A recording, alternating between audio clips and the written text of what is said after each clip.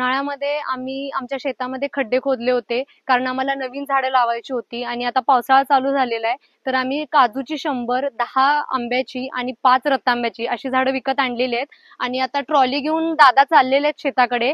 त्याच्यामध्ये आम्ही आंब्याची आणि काजूची झाडं भरलेली आहेत आणि ही जी काजूची झाडं आहेत ही आम्हाला दुसरीकडे लावायची आहेत. त्यामुळं त्या साईडला जाताना ती दुसऱ्या शेतात लावायची आहेत. तर तीच मला आज तुम्हाला दाखवायचं आहे. चला. मे महिन्यामध्ये वेंगुर्ल्यामधून झाडं मागवली होती. काजूमध्ये 2 जाती होत्या, वेंगुर्ला 7 आणि वेंगुर्ला 4 आणि आंब्यामध्ये हापूस.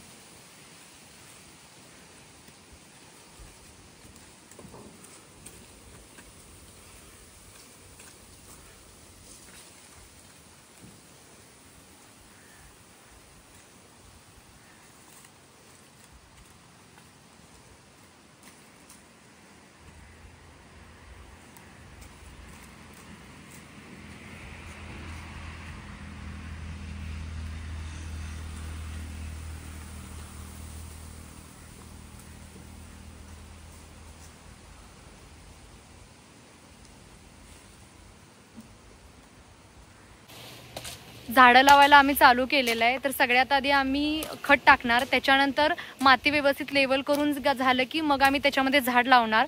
आणि खत आम्ही कुठलं फॉस्फेट वापरलेलं आहे. हे बघा, हे बाजूला संतोष दादा खत टाकतायत, आता फॉस्फेट टाकतायत ते. आणि त्याचबरोबर झाडं लावून झाली की आम्ही मग मोठं मीठ थोडं टाकतो, जेणेकरून वाळवी लागू नये, त्याच्यामुळे झाड खराब पण होत नाही. हे असं इथं फॉस्फेट टाकलेलं आहे संतोष दादांनी. फॉस्फेट टाकून झाल्यानंतर त्याच्यामध्ये आता माती लेवल करून घ्यायची आहे.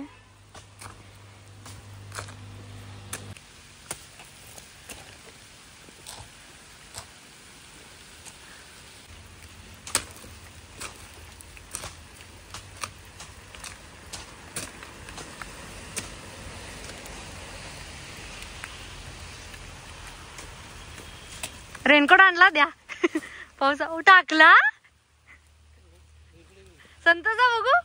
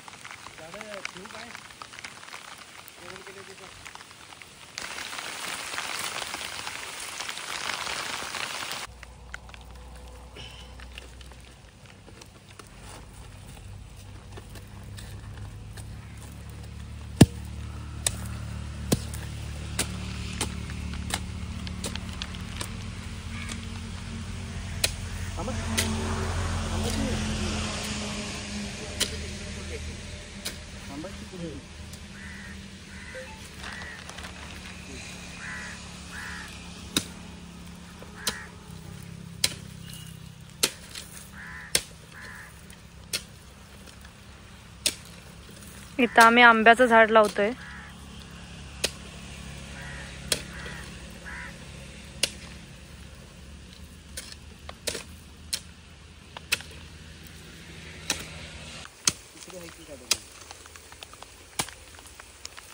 कलम केला की कलम वाचला, कलम बुडवून कलम कुठं आहे ते?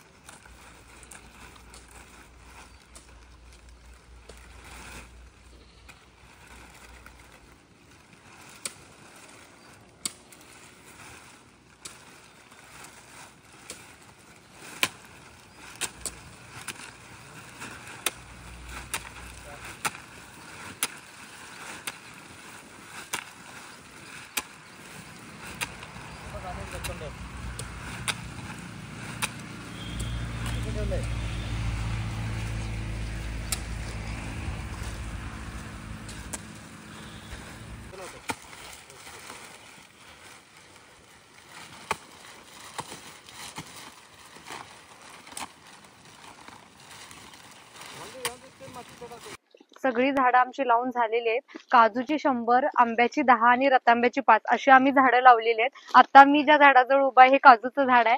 तर काजूचे पण आम्ही 50 वेंगुर्ला 7 आणि 50 वेंगुर्ला 4 अशी झाडं आम्ही या जातीची झाडं आम्ही आणलेली होती.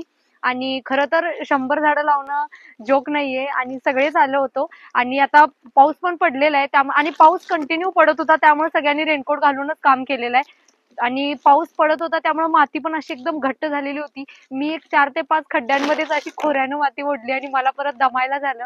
त्यामुळे बाकी सगळं काम पप्पांनी दादांनी यांनीच केलेलं आहे या सगळ्यांनी मिळून. तर मी खत टाकणे, खत मध्ये पण आम्ही फॉस्फेट वापरलेलं आहे. खत टाकणे आणि झाड लावल्यानंतर परत आम्ही इथं मोठं मीठ पण टाकलेलं आहे, जेणेकरून काय होतं की झाडाला वाळवी किंवा कीड लागत नाही. तर अशी आम्ही सगळी झाडं लावलेली आहेत. तर एकदा तुम्ही बघून घ्या.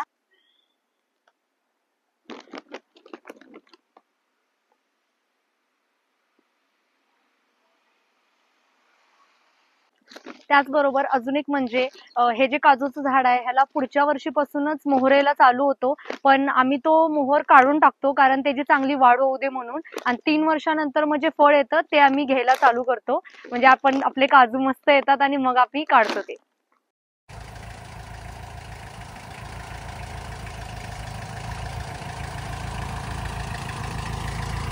बघायचं